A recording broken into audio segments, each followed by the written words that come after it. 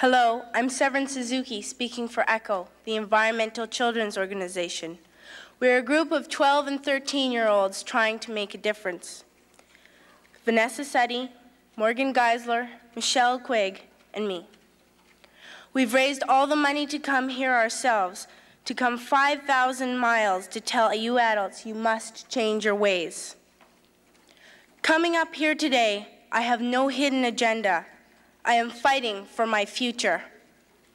Losing my future is not like losing an election or a few points on the stock market.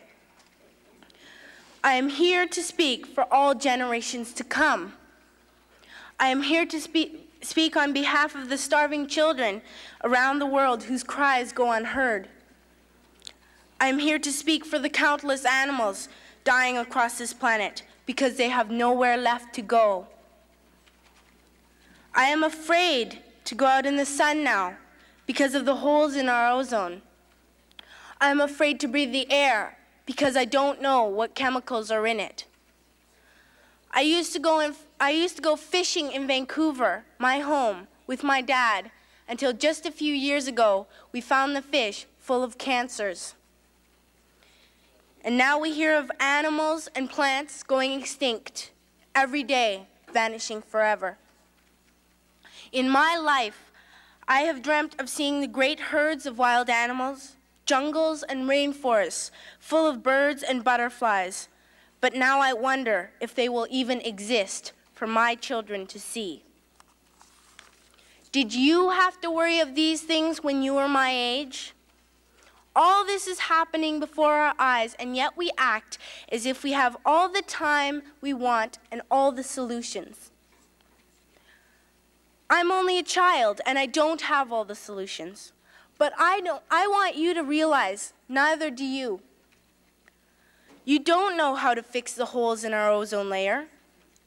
You don't know how to bring the salmon back up a dead stream. You don't know how to bring back an animal now extinct. And you can't bring back the forest that once grew where there is now a desert.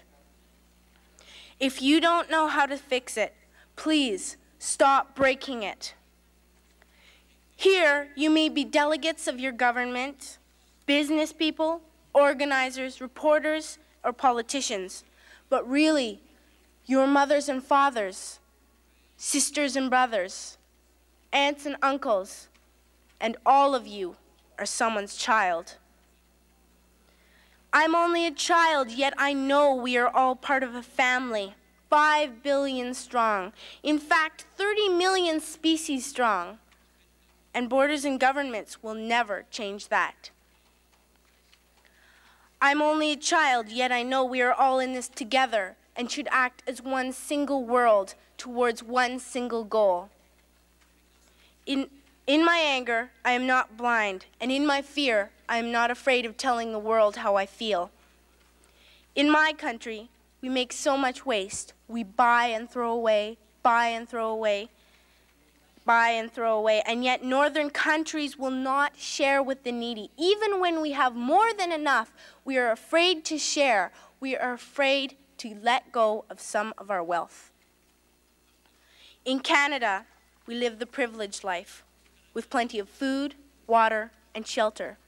We have watches, bicycles, computers, and television sets. The list could go on for 2 days. 2 days ago here in Brazil, we were shocked when we spent time with some children living on the streets. This is what one child told us. I wish I was rich. And if I were, I would give all the street children food, clothes, medicines, shelter, and love and affection. If a child on the streets who has nothing is willing to share, why are we who have everything still so greedy? I can't stop thinking that these are children my own age, that it makes a tremendous difference where you are born. That I could be one of those children living in the favelas of Rio. I could be a child starving in Somalia, or a victim of war in the Middle East, or a beggar in India. I am only a child, yet I know if all the money spent on war was spent on finding environmental answers, ending poverty, and finding treaties, what a wonderful place this earth would be. At school, even in kindergarten, you teach us how to behave in the world. You teach us not to fight with others, to work things out, to respect others, to clean up our mess, not to hurt other creatures, to share, not be greedy. Then why do you go out and do the things you tell us not to do? Do not forget why you are attending these conferences, who you're doing this for. We are your own children. You are deciding what kind of a world we are growing up in. Parents should be able to comfort their children by saying, everything's going to be all right. It's not the end of the world, and we're doing the best we can.